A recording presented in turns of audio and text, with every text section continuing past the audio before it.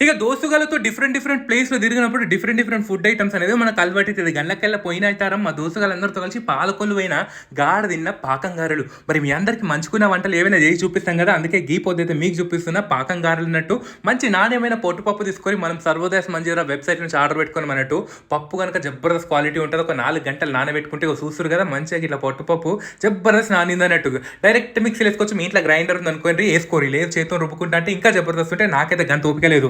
మంచిగా రుబ్బుకోనికి కన్సిస్టెన్సీలో వచ్చినాక మొత్తం అంతా ఉప్పేసి తడిపి పక్కన పెట్టేసుకోరి. ఇక పాకం కోసం క్వాలిటీ బెల్లం తీసుకొని మొత్తం అని నిలువుకొని లేత పాకం అంటారు కదా, అది చేయాలన్నట్టు. లేత పాకం అంటే ఏందో తెలియదు అంటే మీ అమ్మమ్మని అడగరు, లేకపోతే మీ అమ్మని అడగర్రి, ఈజీ అన్నట్టు. మంచిగా ఇట్లా గారెలు లెక్క వేసుకొని కాగుతున్న నూనెలో వేసుకున్నారు అనుకోరి, గారెలు జబర్దస్త్ ఫ్రై అయితే ఒత్తై బీ తినొచ్చు. మంచిగా పాకం వేసుకొని తినమనుకోరి, పాకం గారెలు అయితే రెడీ అన్నట్టు. ఇక కొడుకు పాకంలో ఒక 5 నిమిషాలు నానబెట్టి మంచిగా అరటాక్లో కానీ ప్లేట్లో కానీ ఎన్ని ఉంటే అది తీసుకోవచ్చు. దాని మీకు మొత్తం అంత పాకం మీదికెళ్ళి పోసుకొని తినరు అనుకోరి, పాకం